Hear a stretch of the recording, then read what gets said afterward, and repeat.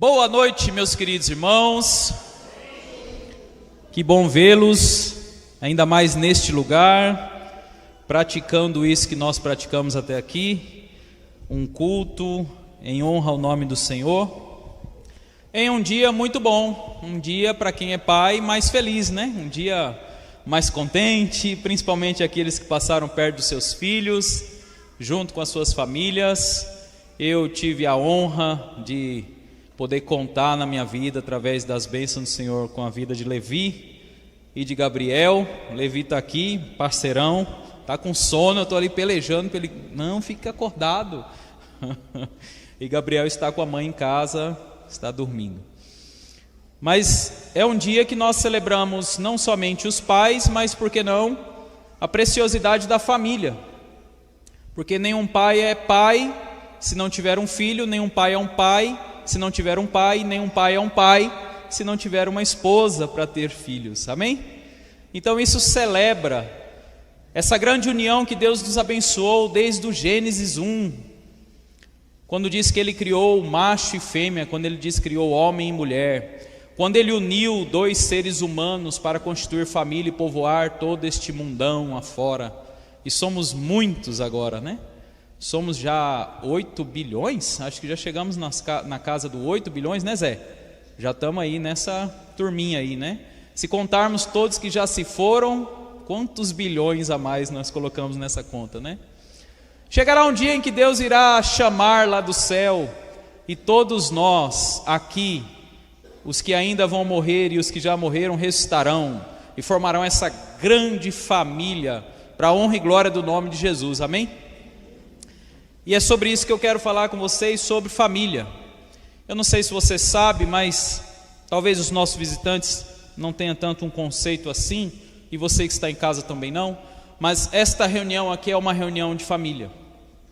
Não é simplesmente uma reunião onde pessoas isoladamente vêm a um determinado lugar praticar uma crença religiosa em nome de um Deus, mas nós nos consideramos irmãos, amém? Dê a paz do Senhor a seu irmão aí.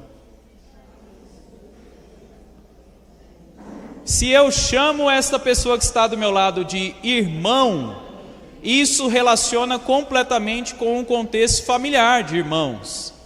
Nós nos consideramos irmãos porque somos filhos de Deus, porque somos cordeiros com Cristo, porque somos irmãos de Jesus e temos nosso Pai como sendo Deus, amém? Não faz muito tempo que nós passamos por uma grande dificuldade. Nossa geração viveu momentos bem tenebrosos aqui, quando em 2019 ou 2020, eu sempre me confundo, foi 19 ou 20 coronavírus, gente? 19, 20, foi quando? 20, não foi? Acho que foi 20. Foi 20 porque eu lembro que a gente estava tendo o CPP e o CPP teve que parar na metade do ano de 2020, foi 20. Não faz muito tempo que a gente viu dias bastante tensos aqui na terra, onde milhares e milhares perderam as suas vidas por causa desse vírus. E não só uma questão de precaução, uma questão de segurança, nós tomamos atitudes de isolamento, mas eu acho que você deveria lembrar desses dias.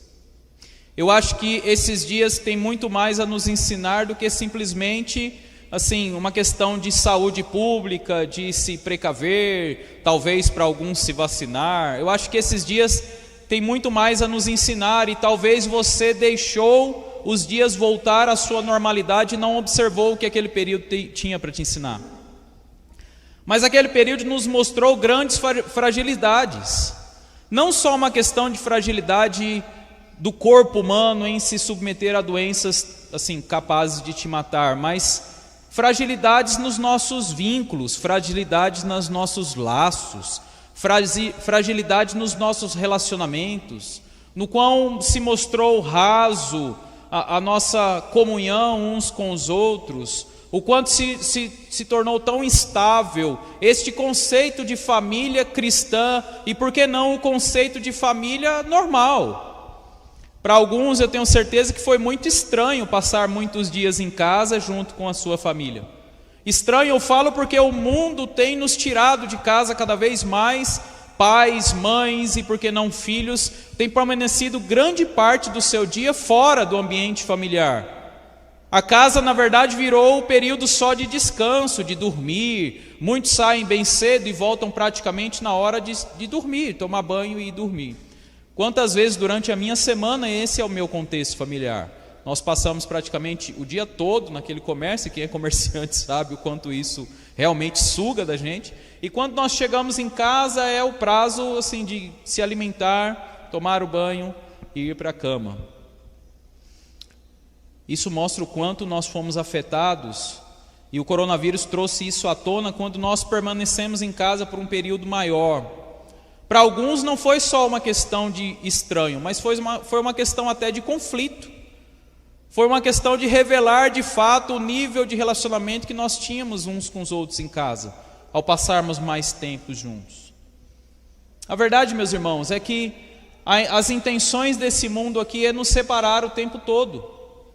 Apesar de o coronavírus mostrar o quanto nós somos totalmente dependentes uns dos outros, o mundo prega o tempo todo para que você seja independente, para que você alcance as coisas sem precisar depender de ninguém. Este mesmo conceito foi passado para as mulheres há pouco tempo atrás, ao ponto de gerar assim essa grande reviravolta no mundo feminino a respeito da mulher ser independente e tudo mais. Tudo isso são coisas que parecem assim boas, mas que carregam, arrastam grandes prejuízos para aquilo que nós chamamos de família.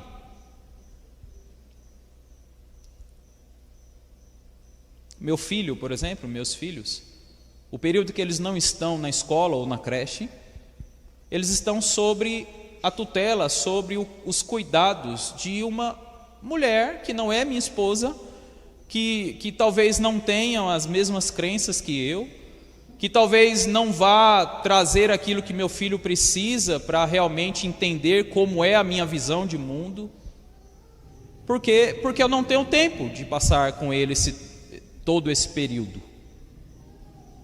Eu falo isso sobre mim para que quando eu estiver falando sobre o assunto, isso não pese único e exclusivamente sobre você, como se eu estivesse te apontando os problemas, mas é o nosso contexto, é a nossa realidade. Celebrar o Dia dos Pais sem tocar nos problemas que nós temos em ser pais, celebrar o Dia dos Pais em só assim exaltar a preciosidade de ser um pai e não mostrar o quanto nós precisamos nos ajustar na tarefa de sermos pais, de sermos mães. Eu sinto uma grande amizade com o meu filho, mas existe algo dentro de mim que assim pauta constantemente em meu coração que eu preciso ser mais amigo dele. E se isso está no seu coração, pai, mãe, se isso de alguma forma vem à sua mente, não abafe esse sentimento com as coisas desse mundo.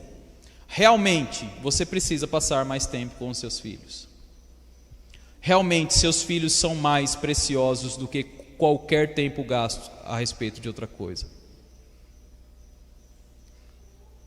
A casa, como já dizia o escritor Rui Barbosa, vocês têm uma cidade aqui ao lado com o nome dele, a família é o pilar da sociedade, é onde tudo se sustenta, é onde nós aprendemos valores, é onde nós passamos teoricamente a maior parte da nossa vida, é onde nós aprendemos princípios, é onde é formado o nosso caráter, é onde é nos passado crenças e visões, cosmovisões a respeito desse mundo e das coisas que nós devemos fazer aqui.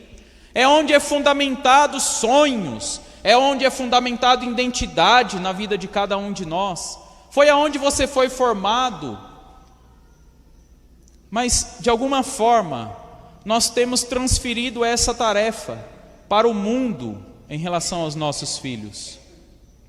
De alguma forma, nós temos transferido essa tarefa para os muitos youtubers, para os muitos videogames, para as muitas mensagens de WhatsApp.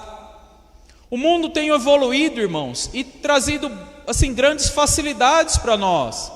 Isso precisa ser reconhecido, que teoricamente as questões de afazeres nesta terra têm se tornado cada vez mais fáceis mediante o uso da tecnologia, mas a custo do quê? A qual preço? O quanto isto tem custado coisas relativamente mais importantes na nossa vida? Eu queria dar um exemplo para vocês sobre isso que eu estou falando. Há um tempinho atrás, alguns vão lembrar. E se você lembrar, significa que você já está com uma idade bem avançada. Há um tempo atrás, a gente escrevia cartas. Literalmente, eu não sei se você sabe, existia um papel que podia escrever com uma caneta. E literalmente as palavras que você escrevia lá, uma outra pessoa ia receber e ler. Eu não sei se você sabe disso. Quem já mandou alguma carta aqui? Eu não estou falando cartinha assim, entregar, não. Eu estou falando via correio, você ir lá no correio, depositar uma carta. Quem já mandou carta aqui? Muito bem, jovens, olha, esses são os anciões em vosso meio. Mas eu já mandei carta, e eu não sou tão velho assim. Mas eu lembro nitidamente, eu passei um período da minha vida em que por hora eu estava sobre os cuidados da minha mãe, por hora eu estava sobre os cuidados do meu pai, e uma grande quilometragem nos separava, que era minha mãe em São Paulo, meu pai em Goiás, devido ao fim do relacionamento deles. E quantas cartas eu escrevi durante esse período. E eu posso estar enganado, mas demorava assim mais ou menos 15 dias, do dia que eu postava essa carta no correio para minha mãe receber essa carta lá, e demorava depois pelo menos mais uns 15 a 17 dias para mim receber a resposta. Mas quantas páginas dessas foram borradas com lágrimas, com expressões verdadeiras, com vida, com relacionamento realmente acontecendo ali. Passou um pouco de tempo e a gente conheceu o SMS. SMS já é um pouquinho mais novo, mas mesmo assim, todo mundo tem aí disponível para usar o SMS, mas quem usa? Ninguém, que isso já é ultrapassado. Mas o SMS era uma coisa mais rápida, né? Mais rápida depende. Primeiro você tinha que ter um celular, já era uma condição um pouco difícil. Segundo, você tinha que ter crédito. Eu não sei se você sabe, tinha uma questão de crédito, tinha que pôr crédito para mandar mensagem. As operadoras davam uma quantidade de mensagens, ou davam um pacote de mensagens, e a gente começou a trocar SMS. Assim, era relativamente mais rápido, né, do que uma carta que demorava 15 dias para chegar. Depois veio MSN. Quem teve MSN aqui? Poucos, ó. Algumas regiões do Brasil não foram tão afetadas assim. O MSN parecia o céu da comunicação na Terra. Era algo assim rápido, e a gente começava a conversar com as pessoas da MSN, pessoas de diversos lugares do Brasil, a gente entrava em contato, era algo assim de outro mundo. E isso tudo dependia muito de uma velocidade de internet. E quando eu falo velocidade, para aquela época era algo muito irônico de se dizer. Porque normalmente era assim, vendia-se combos, você tinha que comprar telefone fixo para ganhar 1 mega de velocidade de internet. Parecia algo absurdo para a época, hoje 1 mega é uma coisa ridícula, né? E cá estamos nós, em 2024, desfrutando de uma comunicação ultra rápida. A gente não só escreve, a gente olha, a gente conversa, videoconferência, reúne vários amigos. Mas me diz você aí, pense você aí, se isso nos ajudou com os relacionamentos ou atrapalhou. Quem escreveu uma carta um dia vai se lembrar a profundidade que tinha, a veracidade que tinha, o quanto aquilo era um compromisso muito grande que você fazia com aquela pessoa, o quanto você realmente considerava ela, ao ponto de escrever, colocar no envelope, escrever o endereço, ir até o correio, depositar essa carta. Irmãos, a tecnologia tem facilitado algumas coisas e tem destruído muitas outras. E a família tem sido a mais afetada nesse contexto todo. O interessante é que parece que ter mais informações, tecnologia, internet, ter mais informações, receber mais coisas de uma maneira mais rápida, era algo que iria transformar o mundo para melhor no que diz respeito à educação, a respeito, à civilidade, à questão social. Mas isso tem sido assim um grande efeito reverso. Nós somos a geração que mais prega respeito. Já reparou isso? É a geração que mais levanta placas de precisa respeitar isso, aquela pessoa porque ela é assim, e aquilo, e outro. Mas somos, em contrapartida, a geração mais desrespeitosa que existe. Olhe para os nossos filhos. Lembre como você era com os seus pais e como seus filhos estão sendo com você. Assim, é uma grande ironia, porque quanto mais informações nós temos, isso deveria deixar a gente melhor, não é? Mais abastecido, com mais capacidade de conhecimento. O que nós tínhamos dentro de casa, quando éramos quase que pré-históricos, produzia uma relação de família muito mais agradável, mais respeitosa. Quem pede bênção aos seus pais aí ainda?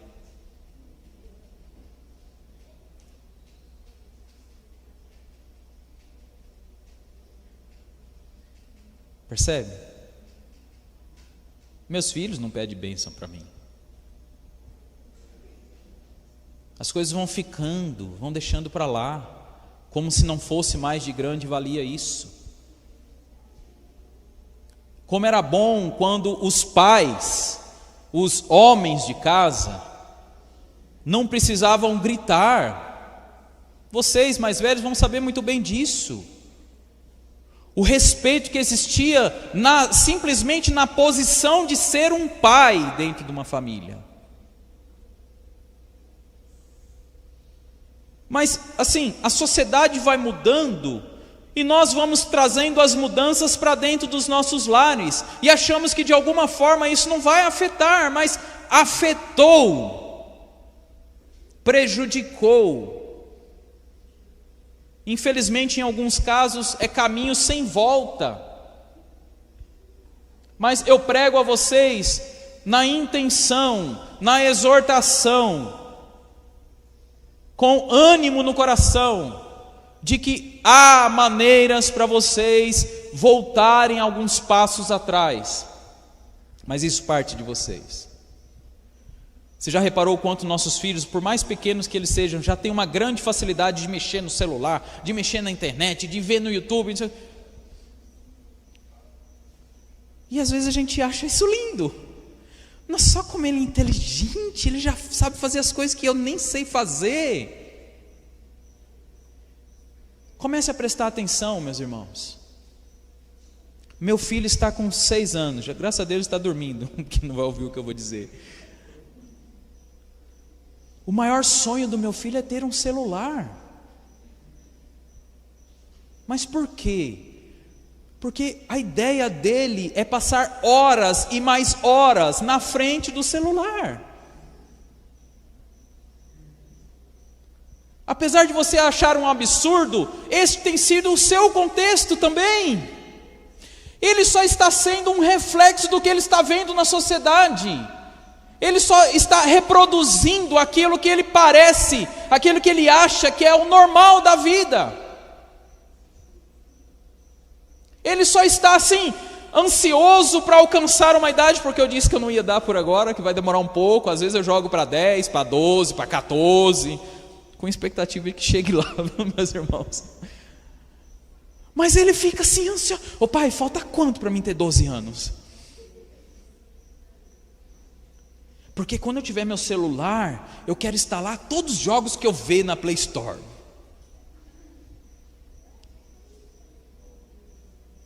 Isso não é normal, meus irmãos.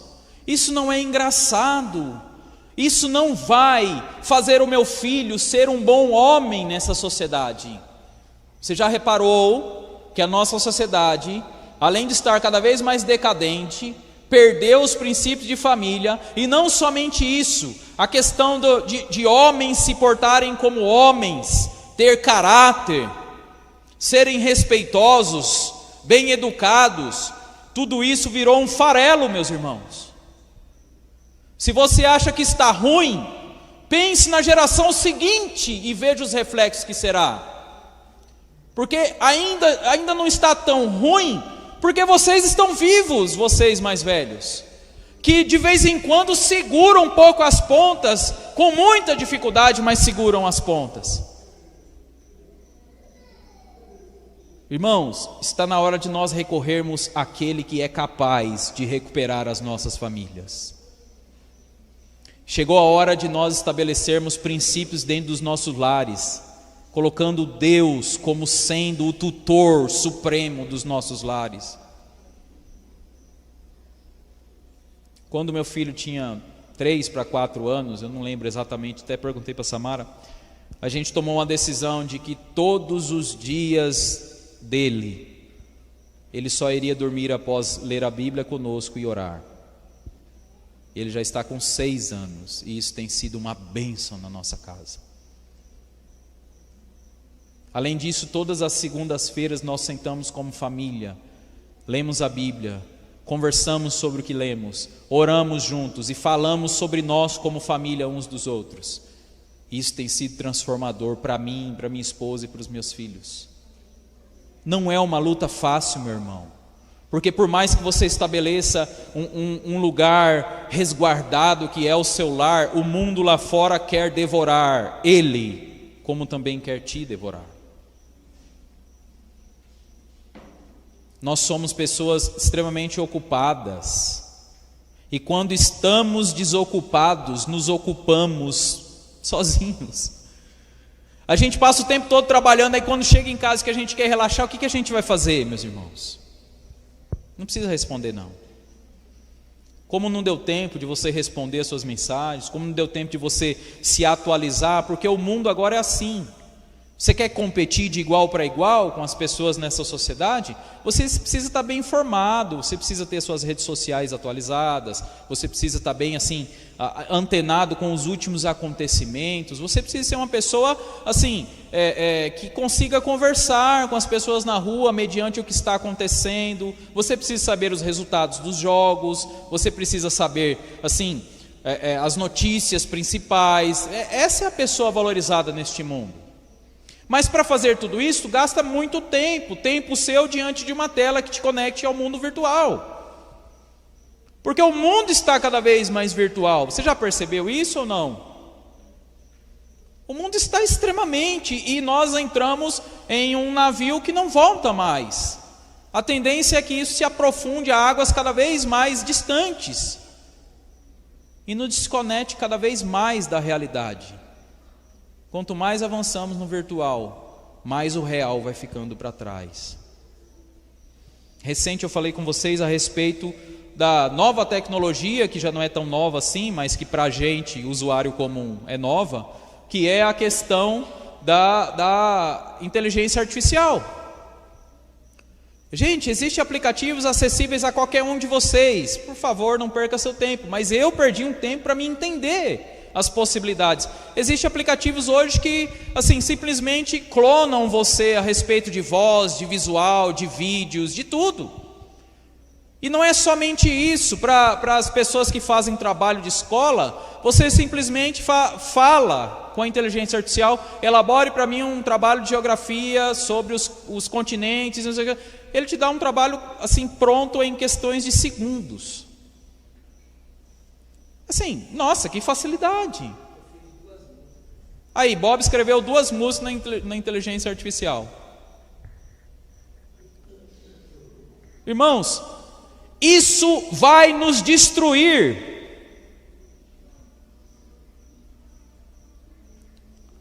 E você não está isento. Por quê? Porque a normalização dessas coisas tem nos alcançado. Todos de nós têm andado junto com a maré. Todos de nós têm embarcado essas coisas para dentro dos nossos lares e de alguma forma normalizado elas. Tipo assim, não, eu uso rede social, mas é para falar de Jesus. É tipo normalizar o que pode ser um grande problema. Isso está afetando os nossos filhos, como está afetando você também. E precisamos entender a importância de Deus em tudo isso. Precisamos assim medir os prejuízos em relação a isso. Porque os frutos virão. Nós colheremos os frutos do que nós estamos fazendo. Nós não podemos olhar para frente e imaginar os nossos filhos de uma maneira correta, boa, sendo uma boa pessoa, um bom homem, uma boa mulher. Nós não podemos olhar para isso e achar que isso vai ser o fruto do acaso, o fruto dele ter muito conhecimento, de eu colocá-lo numa boa universidade, de eu enchê-lo ele de capacidades e de bens, de eu rechear a vida dele de coisas boas. Isso não vai levá-lo a ser uma pessoa boa, meus irmãos.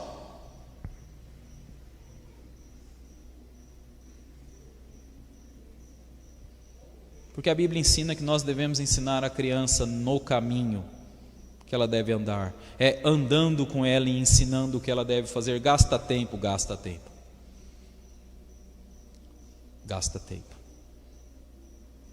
Amém? Eu queria que nós abríssemos nossas Bíblias. No Salmo 127, é um salmo curto, de poucos versículos.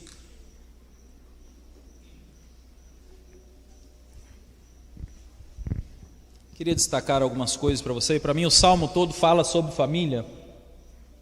São 5 versículos somente, mas de extrema importância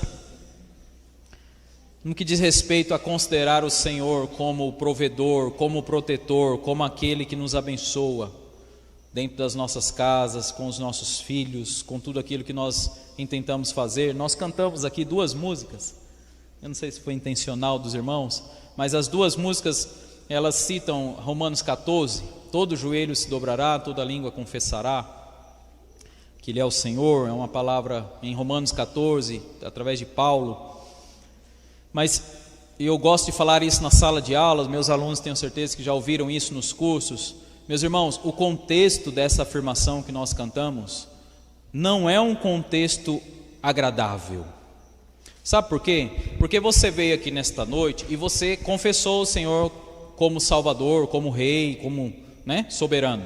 Quando você cantou, por exemplo, o só de estar aqui nessa disposição de louvar o nome dEle, de reconhecê-lo como Senhor, você já tem cumprido a sua parte desse versículo. Mas perceba que o versículo ele coloca uma imposição. Por enquanto nós estamos numa condição, entre aspas, de se sujeitar a isso espontaneamente. Você pode hoje aqui, caso não seja a sua condição, reconhecer o Senhor Jesus como Salvador, como Rei da sua vida, como soberano, como aquele a quem deve ser dado louvor e honra. Por enquanto você está nessa condição, por enquanto meus filhos estão nessa condição. Mas o que Paulo está nos dizendo é que chegará um dia em que não importa qual seja a sua condição, não importa qual seja o seu querer, não importa se você quer ou não, todo joelho há de se dobrar e toda língua há de confessar que Ele é o Senhor. Se você já faz isso hoje, já reconhece, glória a Deus pela sua vida. Isso vai ser um grande prazer para você fazer, como você já faz. Mas ele não está falando a pessoas alcançadas, ele está falando àqueles que não serão alcançados. Não importa quem seja, não importa se aceita ou não o senhorio de Cristo, vão se dobrar e reconhecer que Jesus é o Senhor. Porque Ele é o Senhor, porque Ele é merecedor. E é sobre isso que esse salmo vai nos orientar. Vamos lê-lo de maneira corrida, depois a gente retorna, verso a verso, amém? Glória a Deus. Esse salmo é um salmo de Salomão, é um salmo que faz parte de uma divisão de salmos de peregrinação, que vai do Salmo 120 até o Salmo 134, ou seja, a gente tem aí 15 capítulos dos Salmos que fala sobre cânticos enquanto as pessoas peregrinavam. Enquanto as pessoas subiam para Jerusalém, eles iam repetindo esses cânticos. São cânticos de instrução, de louvor, mas que eram usados de maneira repetitiva pelos israelitas enquanto eles caminhavam para Jerusalém. Então Salomão escreveu 2 salmos. Ele escreveu o Salmo 72 e o Salmo 127, e tem outros vários, diversos autores sobre os Salmos. Mas a autoria do Salmo 127 é muito assim, você não vai ver pessoas assim discordando que ele é de Salomão, apesar de existirem alguns, porque ele é muito similar aos escritos de Eclesiastes, aos princípios que Salomão identificou e escreveu em Eclesiastes. Vamos lá ler, do verso 1 até o 5, o capítulo todo. Se o Senhor não edificar a casa, em vão trabalha os que edificam. Se o Senhor não guardar a cidade, em vão vigia o sentinela. Inútil vos será levantar de madrugada, repousar tarde, comer o pão que penosamente granjaste. Aos seus amados ele o dá enquanto dorme. Herança do Senhor são os filhos, o fruto do ventre, seu galardão. Como flechas na mão do guerreiro, assim os filhos da mocidade. Feliz o homem que enche deles a sua aljava, não será envergonhado quando pleitear com os inimigos à porta. Abaixe suas cabeças, vamos orar? Senhor Jesus, eis-nos aqui nesta noite. Desejamos que a Tua palavra penetre o mais íntimo do nosso ser, que ela transforme nosso modo de pensar, de agir. Nós cremos que a Tua palavra é poderosa para isso. Nós precisamos de algumas mudanças nas nossas práticas, dentro dos nossos lares. Precisamos que o Teu Espírito Santo nos ajude a entender isso, nos dê revelação dessas palavras, para que elas realmente produzam de maneira sustentável, de maneira assim profunda, essas mudanças necessárias, como tutores, como pais, como pessoas de família aqui, Senhor, nesta noite. Amém. Então, o que Salomão está nos aconselhando, inicialmente, obrigado, Lucas, é que se cada um de nós for construir alguma coisa, o verso sim, diz respeito à casa. A maioria dos teólogos e comentaristas vão afirmar que a expressão aí toda tem a ver com família. Por quê? Naquela época, uma pessoa que se empenhava em construir uma casa é porque ele estava com a intenção de formar uma família. Assim, não muito distante da gente, ainda existia esse conceito de que precisava ter uma casa, que precisava conquistar as coisas primeiro para depois casar. Eu nunca esqueço aqui, e eu vou citar, eu acho que eles não vão se importar, quando Marilce e Tainá foi se casar. Existia uma questão na mente deles, de que eles precisavam conquistar algumas coisas para depois dar esse passo. E eles estarem aqui hoje, já há quantos anos? Há 7 anos casados, para mim é uma grande vitória de Jesus na vida deles. Porque os empecilhos deles quererem alcançar todas as coisas primeiro para depois dar esse passo, poderia fazê-los não se casar. Mas eles confiaram em Deus, confiaram no conselho de alguns irmãos, e isso fizeram eles perseverar na intenção deles, porque Deus queria esse casamento, abençoou esse casamento e ainda abençoará muito mais, e por isso eles estão aqui, para a glória do nome do Senhor Jesus. Mas não tem problema você também se planejar. Eu acho que todos nós, de maneira sábia, precisa se planejar. Se essas são as suas condições, se planeje. Mas o que o salmista, o que Salomão está nos ensinando é que não importa os seus planos, se o Senhor não for sobre eles. Não adiantará nada você construir qualquer coisa, ou tentar construir qualquer coisa, ou tentar planejar fazer qualquer coisa. Não importa o que você tentar fazer, se o Senhor não for sobre esta causa, ela não vai se sustentar, ela não vai durar. E quando nós estamos falando de famílias no século que nós estamos vivendo, nas condições que nós estamos vivendo, Irmãos, coloque uma coisa na sua cabeça: o que sustenta o seu casamento e a sua família unida é o Senhor Jesus.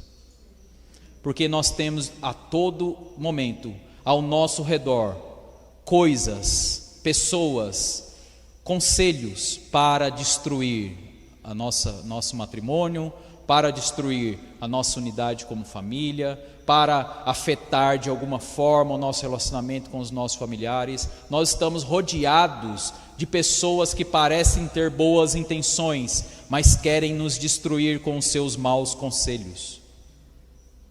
Família foi feita para durar para sempre, até que a morte os separe, não é assim? Pelo menos assim era antigamente, né? Já nem sei mais se estão repetindo essas coisas no casamento. Mas nós fazíamos afirmações, eu fiz afirmações no meu casamento, eu tenho certeza que a maioria de vocês casados também fizeram, muito fortes, muito assim, ferrenhas, empenhadas, que aquela união iria durar. Mas nós estamos assim numa condição bastante atacada na sociedade. Se não der certo, separa, se não der certo, vai embora, se não der certo, como se as condições fossem: o que me agrada, eu continuo, o que não me agrada, eu deixo para lá. Mas o que Salomão está nos aconselhando é que não importa se você está construindo uma casa ou se tenta fazer qualquer outra coisa, se o Senhor Jesus não for soberano sobre as suas intenções, isso vai ser inútil. A palavra que ele coloca como vão, para algumas versões aí, talvez na sua versão está assim, é inútil. Se o Senhor não for com a construção da sua casa, é inútil construí-la. Mas por que é inútil, Fábio? Por que assim não vale a pena? O Provérbios 16, verso 3, diz assim: consagra ao Senhor tudo o que você faz, e os seus planos serão bem-sucedidos. Primeiro eu consagro, depois os planos vão para frente. E nós, cristãos ou não, temos as intenções assim, mais ou menos assim a gente faz. A gente planeja tudo, às vezes até executa. Quando dá problema, aí a gente recorre a Deus. Quando a gente vê que o negócio não vai dar certo, aí a gente chega com a cartinha para Deus: ô Deus, por favor, assina aí para dar certo o projeto, porque assim eu já fiz tudo isso e tudo aquilo e tudo mais. Vocês jovens que não se casaram ainda, se você não estiver com a intenção alinhada com o coração de Deus a respeito do seu relacionamento com esse jovem, tem grandes chances de você entrar numa furada. Tem grande chance de você passar uma vida extremamente amarga e penosa, por não ter o Senhor como princípio da sua família. Nós que estamos casados há mais tempo, precisamos estabelecer um altar do Senhor em nosso lar. A nossa casa está sendo construída, aqui eu vou trazer uma alegoria sobre esta ideia de construção, é de que a nossa vida como casal, como família, ela dia após dia está sendo construída cada vez mais, ela está assim, progredindo para um plano melhor. Nós precisamos ter ideais de que nossa família seja melhor cada dia, e isso precisa ser feito na base do Senhor. Então isso começa com o seu altar, isso começa com o altar da família, isso começa com princípios dados aos seus filhos, mas nós precisamos construir um ambiente onde o Senhor reina sobre nós, aonde nós olhamos para a luz que Ele nos dá para caminhar. Por quê, irmãos? Porque o mundo está cheio de conselhos. Você quer ver só? Um conselho que eu cresci ouvindo dos meus pais, e eu tenho certeza que você ensinou para os seus filhos ou ouviu dos seus pais, de que meu filho, por exemplo, eu tenho no coração que eu quero que ele seja uma pessoa grande, eu quero que ele seja um homem bem sucedido, eu quero que ele tenha uma boa profissão, eu quero que ele alcance bens materiais, eu quero que ele tenha um bom emprego, ele alcance assim casa, que ele se case com uma boa pessoa, que ele tenha carro, eu tenho esse desejo no coração. Assim, e qual é o problema disso? O problema disso não é assim, nenhum, teoricamente falando. Mas existem muitos problemas, porque a que sacrifício eu colocarei ele, para ele alcançar essas posições? O quanto ele gastará a sua vida em prol de chegar nessas condições? Qual é o custo de uma vida bem sucedida, meus irmãos? Qual é o custo de construir uma vida de sucesso aqui nesta terra? Com a internet, a tecnologia, muitas facilidades chegou à nossa vista, muitas oportunidades, assim, parecendo ser um mar de rosas, chegou até nós. E muitos estão assim extremamente ingressados em tentar alcançar algo aqui. Pouquíssimos alcançam. Muitos se iludem. Muitos de nós estamos, em certo sentido, iludidos de que vai ser tudo bom, nós vamos conseguir, vamos chegar lá. E quando nós chegamos num ambiente desse, quando abrimos essas escrituras, ela me informa que este mundo vai de mal a pior, que este mundo chegará a níveis terrivelmente ruins aqui nesta terra, e de que nós seremos perseguidos por causa de Jesus, e que nós não conseguiremos mais viver em paz com este mundo, porque esse mundo nos perseguirá, e que este mundo irá trazer grande sofrimento para nós, por causa do nome de Jesus. Como é que eu encaixo uma vida de sucesso para o meu filho neste livro? Como, meus irmãos? Quem de vocês consegue abrir esse livro e achar que ele fala sobre uma vida próspera aqui nesta terra? Sobre construir um palácio de sucesso para você viver nele de maneira assim luxuosa e confortável? Como eu posso vir aqui aos domingos pregar isso e conduzir meu filho para uma perdição? Se o Senhor for com ele, tudo que ele tentar fazer será bem sucedido. Toda construção que ele se empenhar a fazer será bem sucedida, porque toda essa construção honrará o nome do Senhor Jesus. Metanoia, mude os pensamentos a respeito dos planos que nós temos. Encaixe o Senhor no meio deles, encaixe os planos que o Senhor tem, tudo aquilo que Ele já te falou que vai fazer, ou aquilo que você já ouviu na palavra dEle, através dos irmãos pregando, através de você mesmo lendo. Encaixe o plano do Senhor, submeta a Ele, encaixe a sua vida dentro daquilo que Ele tem, não daquilo que você deseja fazer. Ainda no verso 1 ele diz: se o Senhor não guardar a cidade, em vão vigia o sentinela. Ele está falando sobre proteção, ele está falando sobre preservação, ele está falando sobre o grande medo que o homem tem desta vida aqui. Nós servimos ao Senhor e ao mesmo tempo nós fechamos as nossas casas com grades, com câmera, com alarme, a gente vive assim neste mundo, porque este mundo realmente está cada vez pior. Graças a Deus por vocês em Baixa Grande, meus irmãos.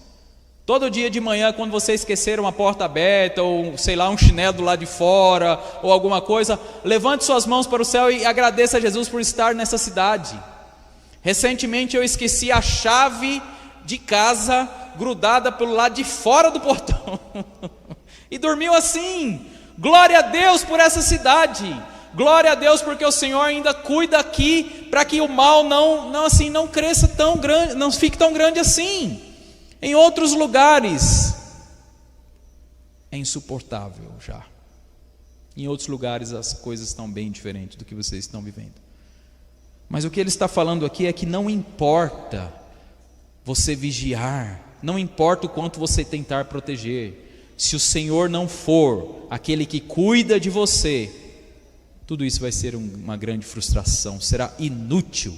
Inútil será as grades da sua casa, inútil será os alarmes e as câmeras, inútil será o seu cão de guarda, inútil será até a sua pistola, caso você seja daqueles que guardam arma em casa. Tudo isso é inútil. Inútil será você olhar para os dois lados da rua antes de atravessar. Inútil será as suas grandes vitaminas e remédios para manter a sua saúde em dia. Inútil será as muitas plásticas e cremes e coisas para o cabelo e para os olhos, para a boca. Seja lá o que você está fazendo, será inútil. A terra há de comer esse corpinho que você tanto preserva. Deus queira que não. Mas tenha o Senhor como aquele que supre as suas necessidades. Tenha o Senhor como aquele que abre os seus olhos pela manhã.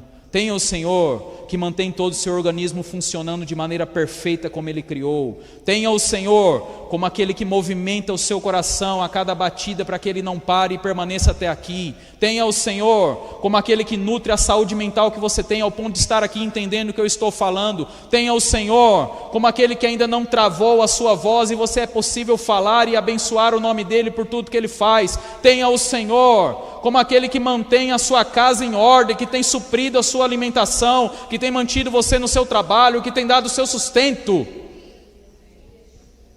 Ele é soberano sobre as nossas vidas, dele dependemos, por ele vivemos, tudo depende dele, tudo vem dele, amém? Então é sobre isso que Salomão está nos aconselhando. O verso 2 diz o seguinte: inútil vos será levantar de madrugada, repousar tarde, comer o pão penosamente que granjeaste.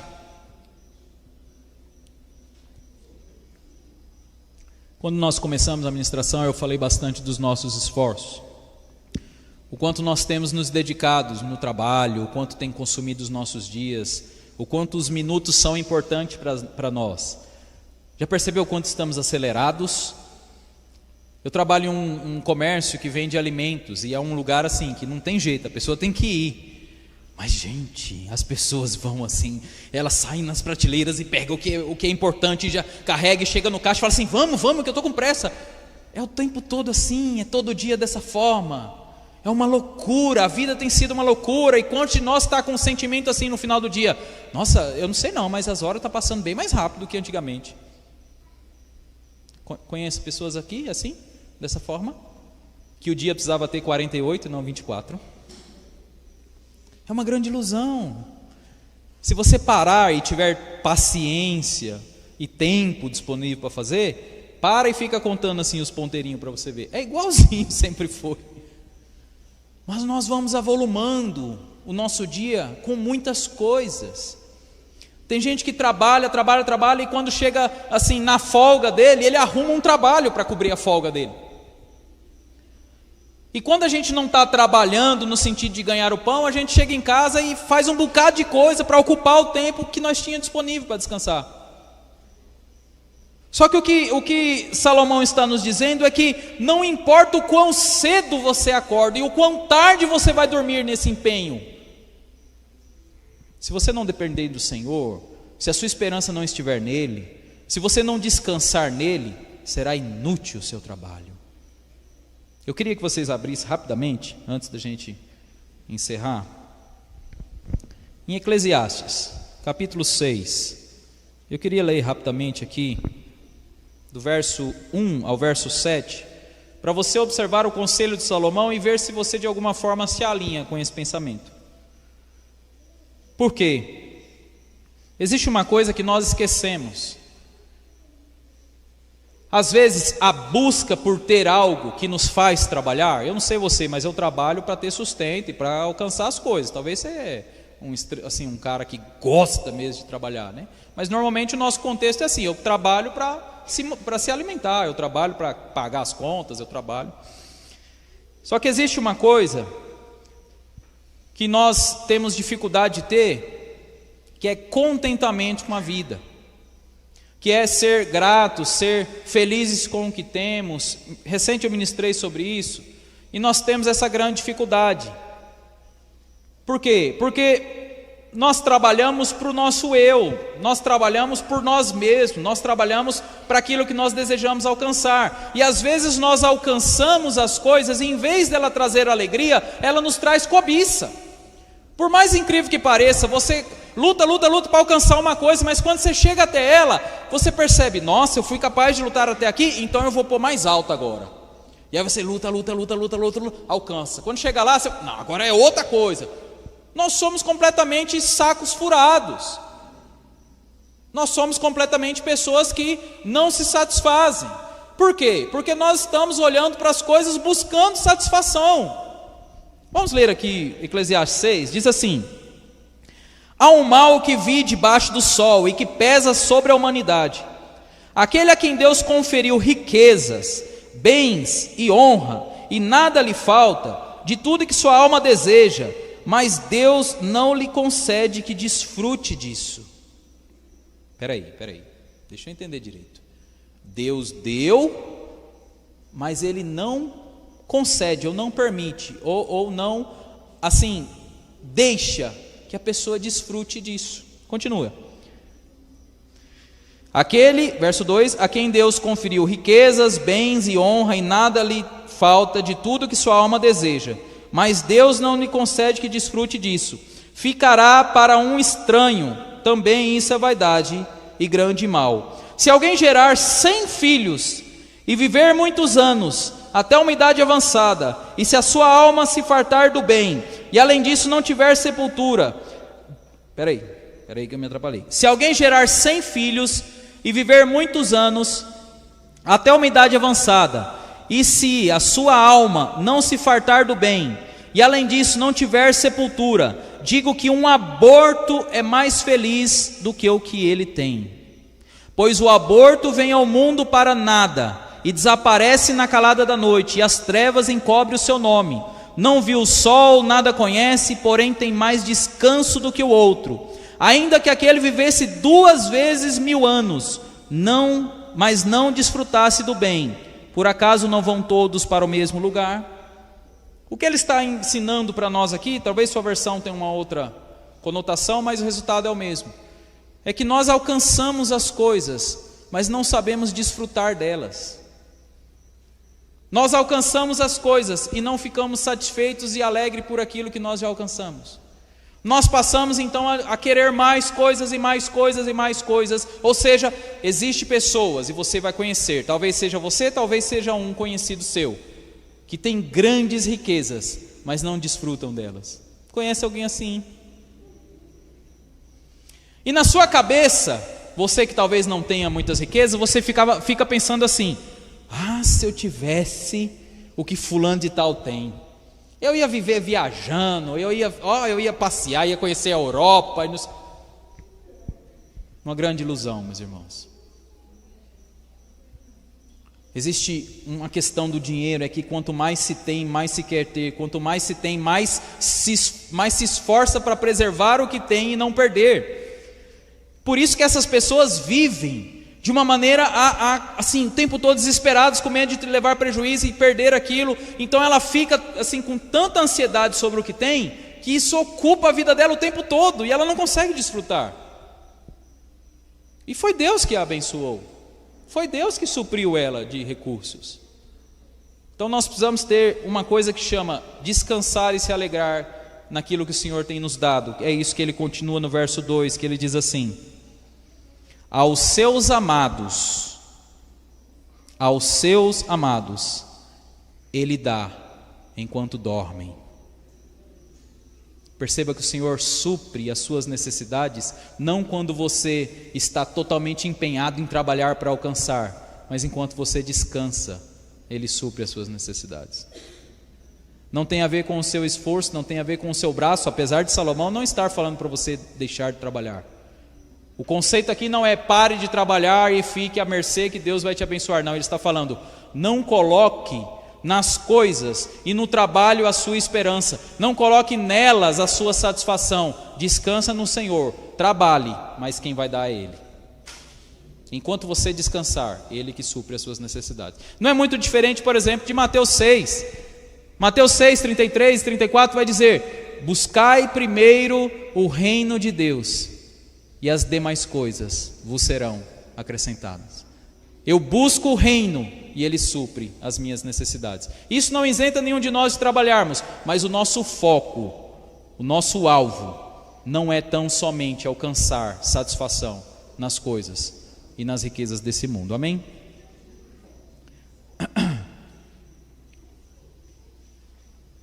Existem 3 inúteis nesta passagem, verso 1 e 2, que primeiro é: tentar construir sem o Senhor será inútil.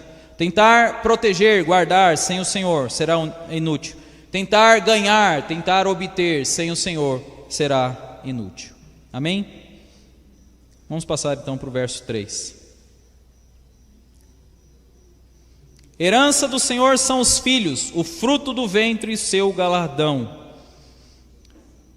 Irmãos, acabou aquela ideia de que família grande é bom, né?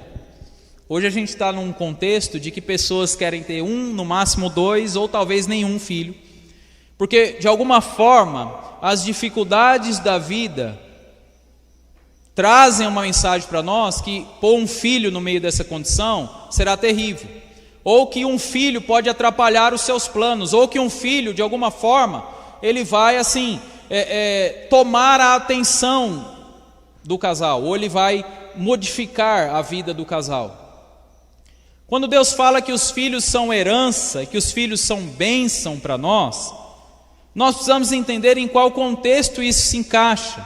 Não é num contexto de uma disputa de poder e de riqueza. Se for nesse contexto, todo filho será um grande empecilho para alcançar isso. Por quê? Se a minha despesa em casa com Samara era X, com certeza com Levi e Gabriel virou Y. Talvez eu seria muito mais rico se eu não tivesse Levi e Gabriel. Consegue entender isso? Porque Gabriel mesmo consome uma fralda, você não faz nem ideia do tanto de fralda que ele consome. Levi já passou dessa fase, graças a Deus, mas tem que comprar tênis, roupa, tem a escola para pagar, tem os materiais para comprar, todo ano repete a mesma coisa, fora os brinquedos, fora toda assim, a parte assim, de supérfluos, a alimentação e tudo mais. Hoje mesmo ele falou para mim: não, pai, hoje é dia dos pais, a gente vai comer pizza. Tem custo, o custo aumenta. Você que não tem filho ainda, já vai separando assim o cofrinho, brincadeira. Num contexto de ganhar neste mundo, no contexto de ser rico, ser grande, crescer, o filho realmente vai te atrapalhar. Mas não é sobre esse contexto que o Senhor está falando aqui. É uma casa construída sobre a tutela do Senhor, protegida por Ele, alimentada por Ele. Neste contexto, os filhos são uma grande bênção para nós. Quando o meu filho me vê estudando a palavra, quando meu filho me vê orando com Ele, quando meu filho me vê colocando o Senhor como maior nas nossas vidas, é uma grande bênção para nós. Ver meu filho aqui é uma grande bênção para mim. Ver Jesus na vida dele é uma grande bênção para mim. Todos nós representamos a Jesus para as pessoas ao nosso redor. Eu sou um representante de Jesus para ele. Por isso que as nossas práticas, como eu falei no começo, precisam ser transformadas. Porque o meu filho só faz aquilo que ele me vê fazer. Porque o meu filho faz aquilo que eu e minha esposa faz em casa. Se eu passo muito tempo no celular, a intenção dele vai ser querer passar muito tempo no celular. Eu brinco com ele e fico com aquele sentimento assim: eu ainda não brinco o suficiente. A gente joga bola, a gente brinca de lutinha, a gente faz tudo aquilo que parece ser uma criança normal. Mas é impressionante quando chega um tablet, um celular, toda a brincadeira para, toda a atenção é totalmente desviada para esses tipos de coisa. Então, nesse ambiente em que a gente nutre as nossas crianças com coisas para tirar a atenção dela, ou coisas para elas pararem de nos atrapalhar, ou coisas para entretê-las para que elas não fiquem no nosso pé, enquanto a gente tiver essas atitudes na nossa casa, os nossos filhos não estão sendo criados para ser bênção em nossos lares, meus irmãos. Outra coisa que precisa desmistificar da cabeça dos irmãos é que os nossos filhos não nascem bonzinhos. Meu filho não é bonzinho, não. Meu filho precisa de correção. Meu filho precisa ser ajustado, assim como eu fui ajustado, assim como você foi ajustado, quer seja por seus pais, quer seja pelo próprio Cristo quando você cresceu. Mas ele precisa de ajuste. Normalmente ele nasce e cria problemas para nós, ao ponto de algumas pessoas acharem que é uma maldição ter um filho. Todo filho, qualquer filho, em qualquer condição que nasceu, é uma bênção do Senhor para aquela pessoa que teve a graça de conceber. Porque a gente está num contexto agora de que alguns filhos talvez sejam bênçãos, mas alguns parecem uma maldição. Porque nós estamos agora numa geração que estão conjecturando, ou já estão praticando, ou já estão idealizando, para que as leis fiquem mais moles em relação a abortar filhos. E quando nós olhamos para a igreja, de alguma forma tem casais que têm pensamentos que rejeitam a herança do Senhor, que rejeitam a bondade de Deus, de fazer uma mulher conceber filhos. O quanto nós precisávamos ser gratos por poder gerar uma criança como Eva.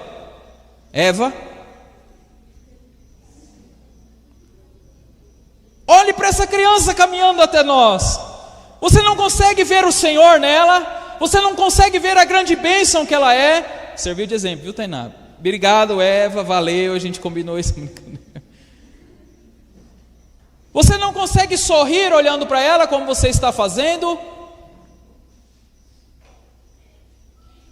Isso é um milagre da vida. Isso é a bênção de Deus sobre nós.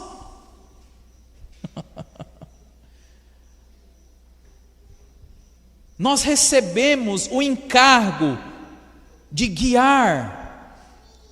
Biel está em casa. Biel.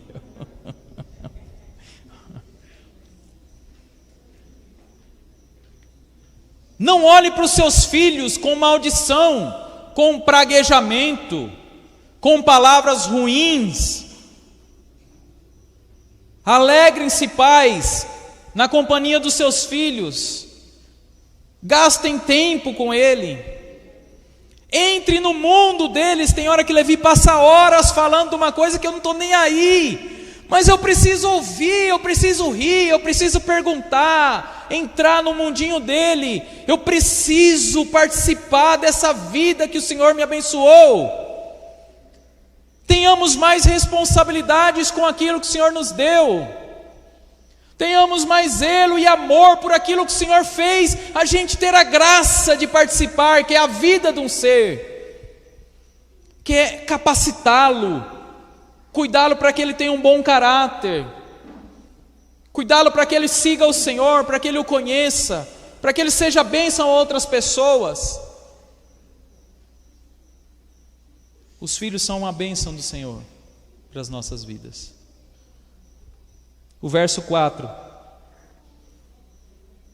vai nos dizer o seguinte: como flechas na mão do guerreiro, assim são os filhos da mocidade. Existem várias coisas que a gente poderia falar. Em nenhum momento eu fui para o contexto original da passagem. Minha intenção não era essa com vocês. Mas para onde você tem apontado seus filhos como uma flecha? Para que direção você está jogando ele? Qual é o alvo que você apontou para seu filho chegar? Qual a intenção que você tem com o seu filho, no sentido de conduzir ele para receber uma orientação sua, para onde ir, o que pensar, o que crer? Como flechas na mão do guerreiro, como flechas na mão do valente, são os filhos da juventude, são os filhos da mocidade. Está sobre a nossa responsabilidade direcioná-los, definir alvos para que eles alcancem. E até agora Salomão deixou muito claro que o alvo tem que ser o Senhor. Senão será uma flecha inútil, uma flecha voando para nada. Se você recebeu este dom, tem alguns que não têm ainda esse dom. Quem sabe Deus dará, quem sabe não dará. Cada um Deus sabe o que faz. Mas se você tem isso na sua casa, se você tem filhos, está na hora de você colocar ele no seu arco poderoso e conduzi-lo ele para a vida, para os caminhos do Senhor, com orientação, com conselho. O verso 5 vai dizer: feliz o homem que enche deles a sua aljava, ou seja, feliz o homem que tem muitos filhos. Porque quando ele entrar em peleja, quando ele entrar em guerra, quando ele tiver necessidade, ele está com a sua casa cheia de filhos.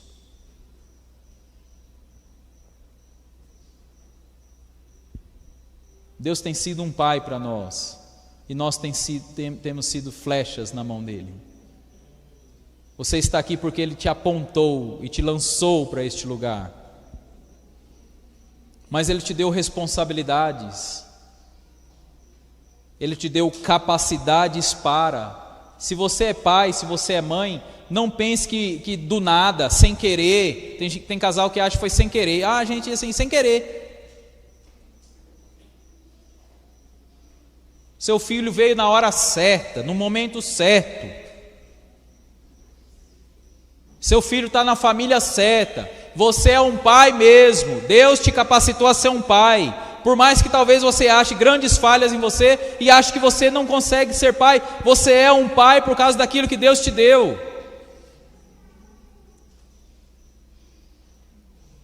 Assuma as responsabilidades de pai com esse filho.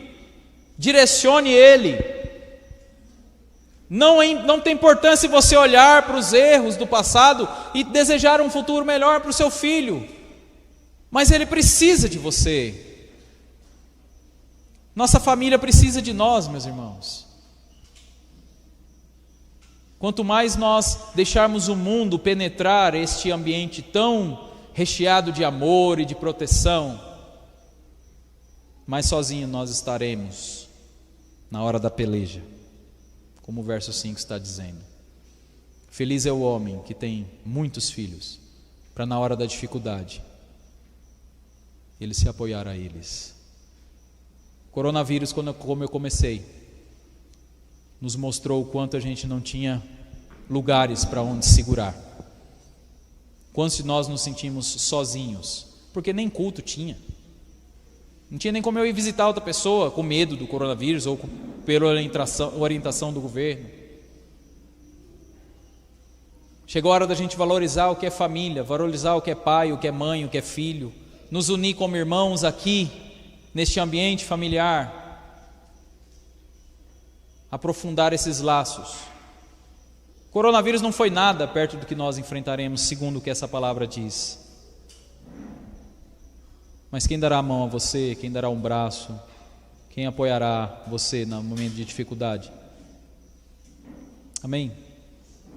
Eu queria orar por vocês. Wanderlei falou alguma coisa sobre ministrar, eu não sei se ele tinha alguma intenção.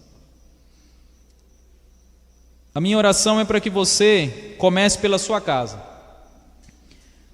Dentro de um contexto de igreja, a gente tem muito assim a intenção de ficar falando sobre o relacionamento de irmãos com irmãos, de comunhão, de nós precisamos ter 2 ou 3, mas eu queria que você aproveitasse esse dia dos pais. Eu não sei como foi seu dia dos pais, mas que você olhasse para a sua família. O coronavírus trouxe muitas coisas para nós e muitas lições, mas não foi só isso. Eu lembro o grande impacto que foi a eleição de 2018 na minha família. Um grande divisor de relacionamentos. Por questões de posições políticas, muitos de nós brigamos e não nos falamos até hoje. Porque um defendia A, o outro defendia B, e isso permaneceu até hoje, e até hoje ainda existe esse conceito. Nós estamos chegando numa época de eleição na cidade, e Baixa Grande é muito apaixonada por eleição. Não é diferente em outros lugares, mas vocês são. E talvez a sua família pode entrar num conflito como esse. Talvez esse seja o seu contexto. Talvez não é esse contexto. Talvez aconteceu alguma coisa que a sua família está prejudicada. Você com seu pai, você com a sua mãe, você com seus tios, avós, não importa quem seja. É necessário a gente reatar os nossos laços familiares. A casa que o Senhor nos deu, como família, como lar. Eu queria orar para você nessa noite, para que as barreiras sejam quebradas, para que toda a influência do mal e do mundo e do sistema seja quebrada na sua vida, para que isso saia e abra caminho para o relacionamento de amor, de comunhão, de você com seus familiares, para que retorne aquela reunião familiar. Eu participei de 2 reuniões familiares recentes. Uma foi hoje, reunimos alguns pais em torno do pai de Samara lá na roça, mas eu olhei para a reunião e percebi que faltava alguns pais que tinham no ano passado. Como é difícil nós reunirmos a família toda nos dias de hoje, né? Está cada vez pior, está cada vez mais difícil. muitos pelos muitos afazeres, outros por causa que brigas aconteceram. Mas nós precisamos retomar essas atividades, essas práticas que nós tínhamos. Isso era bom para nós, isso era bom para o nosso futuro, amém? Vamos colocar de pé?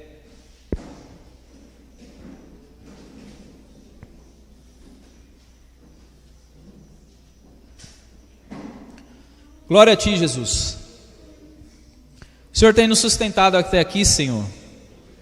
O Senhor tem abençoado os meus irmãos, eles têm conquistado coisas, eles têm construído coisas, eles têm alcançado objetivos ou têm se empenhado em alcançar.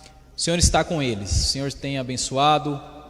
O Senhor pode, de alguma forma, Jesus, abençoá-los ainda mais, eu tenho certeza disso. Mas nós pedimos nessa noite, Senhor, que nós possamos Te ver sobre todas essas coisas, Senhor. Tire de nós, Senhor, esse senso de que somos nós que lutamos e alcançamos as coisas por nós mesmos, para que reconheçamos o Senhor soberano sobre tudo que nós fazemos, para que reconheçamos o Senhor como a quem nós dependemos constantemente, desde o levantar ao dormir, desde o trabalhar ao conquistar. O Senhor tem estado presente nas nossas vidas, Jesus. Quantos livramentos, quantas coisas maravilhosas o Senhor tem proporcionado a nós. Possamos olhar para as nossas vidas, reconhecer, Jesus, a Tua presença ali, mesmo nós que temos dificuldades, Jesus, possamos agradecer, ter gratidão, ter contentamento no coração, possamos dispor nossas bocas, nossas vidas em louvor ao Teu nome, por tudo aquilo que o Senhor tem feito. O Senhor é merecedor, merecedor de honra, de glória, de louvor, como nós já falamos e cantamos aqui nesta noite.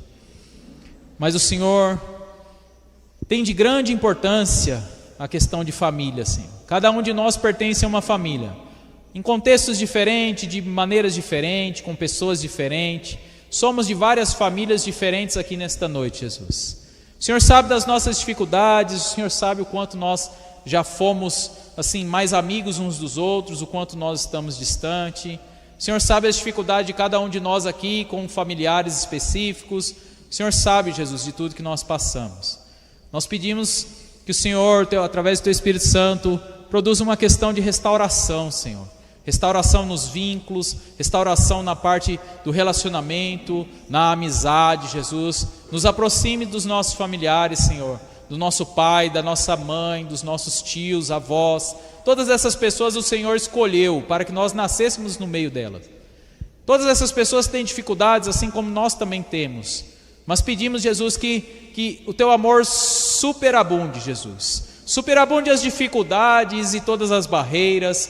Que nada, Senhor Jesus, que foi intento do inimigo, deste mundo, atacar, Senhor, os nossos relacionamentos, Senhor, permaneça ainda de pé. Caia por terra agora, Senhor. Por aquilo que o Senhor intenta fazer com cada uma das nossas famílias, Jesus. Que o Senhor possa reinar sobre nós, que o Senhor possa gerir a nossa família de uma maneira geral. Conquiste aqueles corações que ainda não pertencem a Ti, Senhor. Traga salvação, traga libertação, traga cura aos doentes, Senhor Jesus. Que nós, como cristãos, possamos ser, Jesus, referências em nossas casas, Senhor Jesus. Referências para nossos familiares, Senhor. Que a Tua luz brilhe sobre nós, Jesus. Aproximando, Senhor Jesus, a nossa família a Ti, Senhor. Aproximando a nossa família em torno do Senhor. Para que juntos reconheçamos, Senhor Jesus, a Tua importância e o Teu valor para cada um de nós, Jesus. Eu abençoo os casais aqui presentes, Senhor Jesus. Aqueles que têm ouvido essa mensagem, Senhor.